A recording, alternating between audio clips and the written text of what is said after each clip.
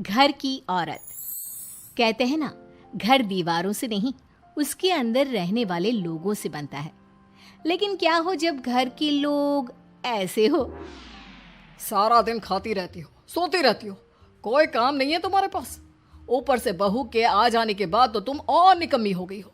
दिखावे के लिए हाथ में माला पकड़ ली है, बाकी कोई काम नहीं करती। अरे कैसी बात कर रहे हैं? अब तो बहू आ गई है, अब तो मेरी बेइज्जती करना बंद कर दीजिए। जैसे तैसे मेरी तो जिंदगी कट गई, गालियां खा खा कर। अरे उस बेचारी को तो छोड़ दीजिए। तभी बेटे के जोर जोर से चिल्लाने की आवाज आती है। कहा था ना तुमसे रिजाइन कर दो, क्यों नहीं किया? और ये पर्स लटका कर कहाँ निकली? चलो कमरे में, काम करो घर का। बहू बेटे की लड़ाई सुनकर सास ससुर बाहर आ जाते हैं। सामने खड़ी होती है नई नवेली बहू रीमा। देख लीजिए माँ जी, शादी से पहले तो मेरे माँ पापा के सामने कहा था कि शादी के बाद नौकरी करने देंगे, लेकिन अब क्या कह रहे हैं? तो तुम माँ जी को क्यों बोल रही है बहू?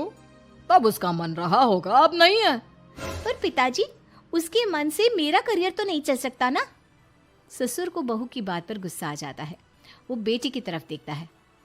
पापा से जबान लड़ाती है, रुक। ये बोलकर वो पत्नी को खींचकर कमरे में ले जाता है और बंद कर देता है। ये सब देखकर सास दुखी हो जाती है। पति के जाने के बाद सास बेटी से कहती है, देख बेटा, अब जमाना कुछ और है। तेरे पिता ने घर में औरतों की कद्र नहीं की, लेकिन तू ऐसा ना बन। शहर की समझदार पढ़ी लिखी लड़की से शादी की है तूने, उसका ख्याल रखा कर, तमीज से पेश आया कर। जा, बहू को कमरे से बाहर ले आ। लेकिन बेटा नहीं मानता और बहू कमरे में सारा दिन बंद रहती है। शाम को बेटा बाहर जाता है कि सास चाय और बिस्कुट लेकर बहू के कमरे में जाती है। बहू बेटा ये ले, चाय पी ले। रो रो कर कैसी शक्ल बना ली है बेटा। माँ जी, ये कैसे लोग हैं? आप कैसे मैनेज कर रही हैं? ऐसे थोड़ी ना होता है माँ जी। घर की औरतों को तो पिताजी और ये इंसान समझते ही नहीं। क्या करूं बेटा, मैंने तो जैसे तैसे सह लिया, लेकिन तू ना सहना। दोनों बात कर ही रहे थे कि ससुर आ जाते हैं। अच्छा, तो अब बहू को भड़का रही हो? बहुत दिन हो गए मार खाए, अब क्या बहू के सामने खाओगे?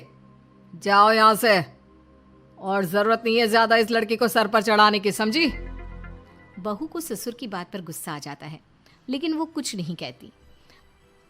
आए दिन बहू देखती है कि कैसे उसकी सास और उसके साथ उसका ससुर और पति गंदा व्यवहार करते हैं। फिर एक दिन, ये क्या बनाया है? खाना बनाना नहीं आता क्या?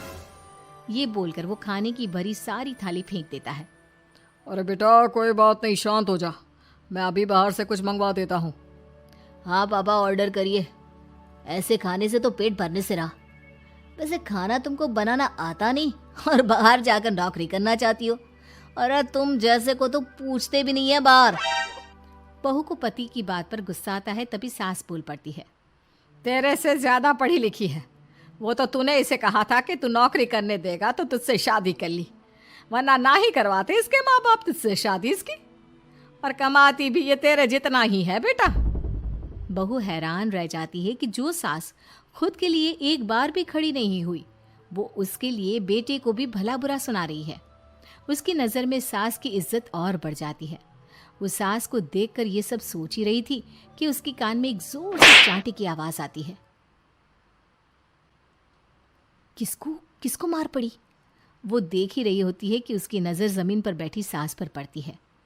अभी तो धीरे से मारा, फिर जुबान खोली ना तो ऐसा मारूंगा कि कान के पर्दे फट जाएंगे। सास रो रही थी। बेटा और पति वहां से चले जाते हैं। पिताजी अच्छा किया माँ को जोर का चांटा लगाकर, आगे से जबान खोलने से पहले 4 बार सोचेंगी। बड़ी आई। दोनों हंसते हुए वहां से निकल जाते हैं। बहू सास को उठाती है और पानी देती है। मैंने ये दिन रोज देखे हैं बहू, लेकिन तू नहीं सहना। तू अपना जीवन अपने अनुसार जीना। शादी के वक्त मैंने तेरी माँ से बात करने की कोशिश की थी, उन्हें बताया था, लेकिन वो नहीं मानी। बहू सास को पकड़कर रोने लगती है। वो इसलिए नहीं मानी क्योंकि वो मेरी सगी माँ नहीं है। माँ जी, जिस तरह से आप मेरे लिए खड़ी हुई है ना, मेरी माँ भी नहीं हुई। बेटा मैं तेरा भला चाहती हूँ, तू नौकरी इस घर में रहकर तो नहीं कर पाएगी, एक काम कर, इस घर से चली जा, पैसे कमा और खुश रह। माँ जी, हो सकता है कल तक मैं आपके इस फैसले को मान जाती, लेकिन आज नहीं।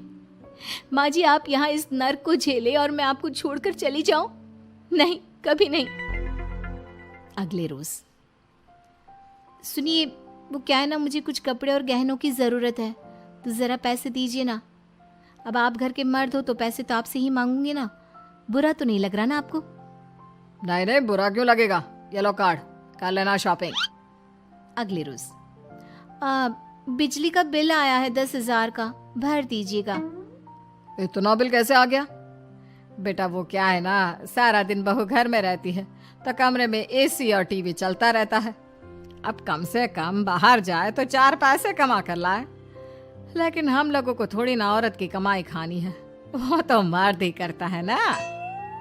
पति पर्स देखता है और फिर हाँ माँ, ठीक बोल रही हो, खैर चलता हूँ, ऑफिस का वक्त हो गया है।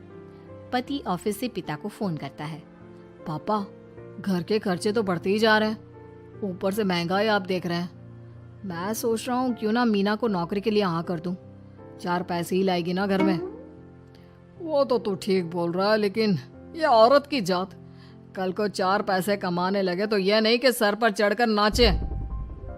हाँ पिताजी, बात तो सही है, वो तो आप हैं जो माँ को मुट्ठी में रखा है, वरना मेरी वाली तो। खैर, सोचते इस बारे में। शाम को पूरा परिवार साथ बैठा होता है। वो कल पनीर की सब्जी बनानी है तो थोड़े पैसे देकर जाना। और हाँ, कीर्तन भी रखा है संडे को, उसके लिए सामान की लिस्ट बना दी है, ले आना। पापा को दे दो, वो ले आएंगे। अरे पापा कहाँ से ले आएंगे, मेरे पास नहीं है पैसे वैसे। लो, पैसे ही नहीं है? मेरे पापा की जेब तो हमेशा नोटों से भरी रहती है। बेटा, लक्ष्मी को जो पूजता है ना, उसके पास लक्ष्मी रहती है। जो घर की औरतों को मारे पीटे, वो भला कैसे लक्ष्मी का लाभ ले सकता है? वाह वाह, क्या बात है, तो जबान खुल रही है तुम्हारी। लगता है भूल गई पुरानी मार और डांट, क्या? हाँ माँ जी, शांत हो जाइए, मैं नहीं देख सकती आपको मार खाता, और फिर हो सकता है कि मैं आपको बचाने आऊँ तो ये भी मुझे मारे। ठीक है बहू, मैं कुछ नहीं कहती, तू ये लिस्ट बस दे दे, मैं चलिए आराम करने। फिर अगले रोज, सुनिए जी, वो मायके जाना है, वो क्या है ना, शादी के बाद से गई नहीं, तो ट्रेन की टिकट बुक करवा देना। तो मैं भी तो साथ जाऊंगा ना तुम्हारे। तो ठीक है, फिर फ्लाइट की ही टिकट करवा दीजिए। वो क्या है ना, अच्छा थोड़ी ना लगता है, आप पहली बार मेरे साथ जा रहे हो और हम ट्रेन से चले, ठीक है ना? पति ऑफिस जाता है, जहाँ उसका दोस्त कहता है, अरे क्या हो गया यार, परेशान सा दिख रहा है, तेरी तो नई नई शादी हुई है, भाभी परेशान कर रही है क्या? अरे नहीं यार, तू तो जानता है थोड़ी सी कमाई में घर चलाना मुश्किल हो रहा है, तू कैसे मैनेज करता है यार? कैसे क्या यार, तू जानता है ना मेरी बीवी रिया को, वो टीचर है, फिर घर में ट्यूशन करती है, साथ में बच्चे भी पढ़ लेते हैं। यार, घर नाम की गाड़ी दोनों पहियों के साथ चलने से ही चलती है, वो भी कमाती है और मैं भी, और चल रहा है घर बस। पति को दोस्त की बात समझ में आती है, लेकिन पिता का ज्ञान कैसे भूल सकता था? भाई, कल को सर पर चढ़कर नाचने लगी तो। शाम को घर आता है, जहाँ उसकी बुआ और उसका बेटा बैठे होते हैं। अरे आ गया लल्ला, कैसा थका थका सा लग रहा है, सब ठीक है ना? नमस्ते बुआ, कैसे आना हुआ? कैसा है रमेश? भाई को तो भाई की याद ही नहीं आती।